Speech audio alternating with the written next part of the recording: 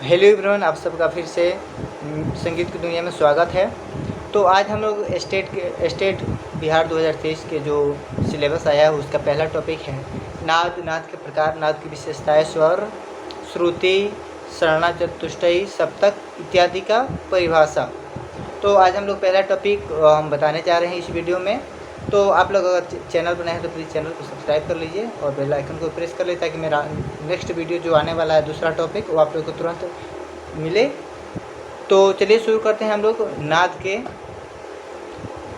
लक्षण के बारे में, फिर उसके बाद से नाद ये कितने प्रकार के होते हैं, इनके कितने भेद होते हैं, इनकी विशेषताएं कितनी होती हैं, इसके बारे में हम लोग इस वीडियो में चर्चा करने वाले हैं। तो सबसे पहले हम आप लोगों को बता दें कि रागों के आधुनिक 10 लक्षण होते हैं, जिसमें जिस प्रकार प्राचीन विद्वानों जातियों के 10 लक्षण मानते थे उसी प्रकार रागों के 10 लक्षण माने जाते हैं। ये 10 लक्षण इस प्रकार से हैं: थाट, आरोह, अवरोह, जाति, वादी, संवादी, पकड़, न्यास के स्वर, पूर्वांग या उत्तरांग की प्रधानता, गायन समय, आविर्भाव, तिरोभाव और नाद का रस है।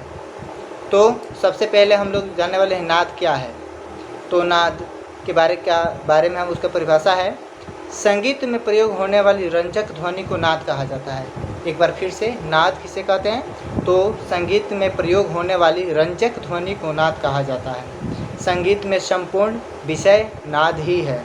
जो नाद की उपासना करते हैं वो ओम की उपासना करते हैं। ये नाद का परिभाषा हो गया। अब नाद के राग के 2 भेद होते हैं। इसमें नाद के 2 भेद होते हैं। पहला है अनाहत नाद और दूसरा है आहत नाद। एक बार फिर से आप लोग ध्यान से देखिएगा इसको। नाद के 2 भेद हैं, आहत नाद और अनाहत नाद। ठीक है। अब इसमें है नाद के नियमितता को सौंदर्य सिद्धांत के अनुरूप माना गया है। नाद के 5 प्रकार हैं। नाद के कितने प्रकार हैं? 5 प्रकार हैं। वो निम्न प्रकार से: पहला है सूक्ष्म, दूसरा है अति सूक्ष्म, तीसरा है पुष्ट, चौथा है अपुष्ट और पांचवा है कृत्रिम। ये नाद के 5 प्रकार हैं। अब इसमें से मुख्य रूप से लेकिन संगीत में 3 प्रकार का माना जाता है।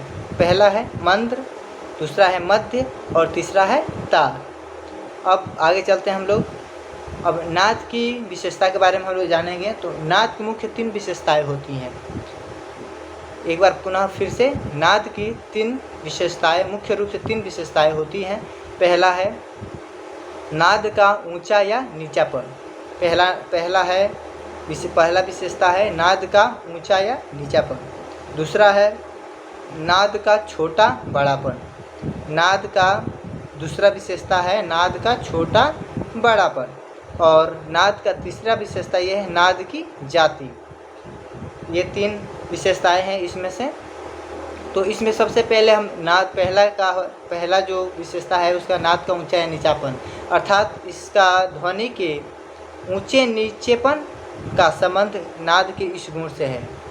जैसे जो आवाज़ होगी, जो नाद निकलेगा, उसका आवाज़ का जो फ्रीक्वेंसी होगी वो कम और भी ज़्यादा होगी। और दूसरा है नाद का छोटा या बड़ापन। इसका परिभाषा होगा: जब नाद कम दूरी तक सुनाई दे तो छोटा और जब अधिक दूरी तक सुनाई दे तो वो बड़ा हो जाता है। नाद की दूसरी विशेषता का परिभाषा ये है: जब नाद कम दूरी तक सुनाई दे तो छोटा और जब अधिक दूरी तक सुनाई दे तो बड़ा होता है।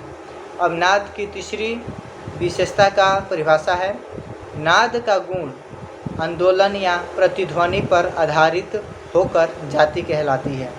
इसमें एक आप लोगों का और परिभाषा मिल गया जाति का। तो इसकी तीसरा विशेषता का परिभाषा ये है: नाद का गुण आंदोलन या प्रतिध्वनि पर आधारित होकर जाति कहलाती है।